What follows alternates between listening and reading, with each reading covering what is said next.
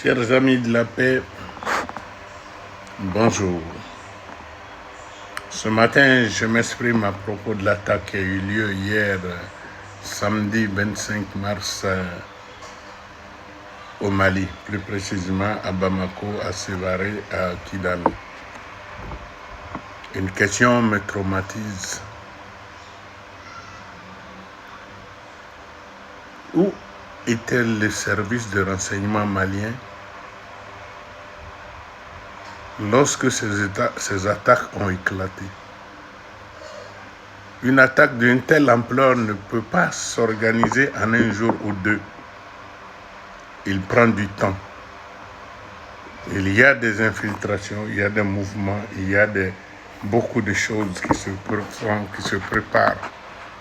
Est-il possible que le Mali, sous une si forte tension depuis la création de l'AES, puisse ne pas avoir de longues oreilles au point de pouvoir suivre certains mouvements dans la ville? Je me dis, pourquoi? Et comment cela a-t-il pu arriver? Pour le comment, je me dis que cela ne peut pas se faire sans qu'il y ait de fortes complicités au sein du Mali lui-même. De fortes complicités dans l'armée et dans beaucoup d'autres instances maliennes. On ne peut pas passer cela sous silence.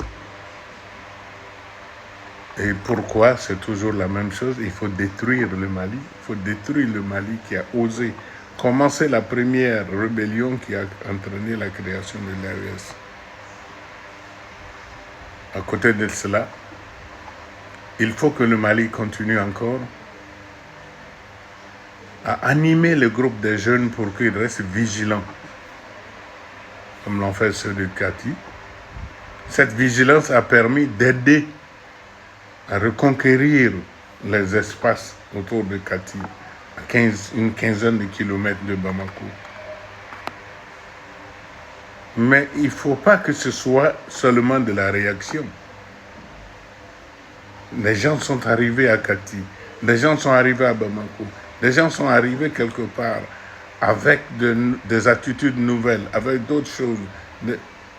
Il va falloir préparer les jeunes gens à pouvoir détecter ce type de choses, la population même, pas seulement les jeunes gens. Renforcer ce grand amour pour la nation qu'ont les Maliens.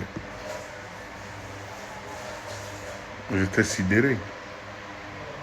Je ne saurais terminer sans dire que ce n'est que la face cachée de l'iceberg. Il ne faut pas que le Mali s'endorme.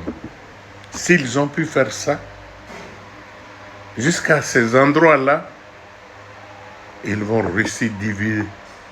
Ils vont récidiver tant qu'ils n'auront pas atteint leur objectif au Mali d'être vigilants. Il faut arrêter de dire c'est tel pays, etc. Mais plutôt c'est dire qu'est-ce qu'on doit faire pour éviter que cela revienne. Que ce soit des pays, des gens, on s'en fout. Il faut savoir ce qu'il y a lieu de faire pour que cela ne se reproduise plus. C'est de la vigilance, de la formation, de la sensibilisation, de manière perpétuelle et de manière accrue. Ce genre de choses ne doivent plus se passer dans des États soumis à des situations poussées de guerre. Effectivement, c'est des guerres asymétriques.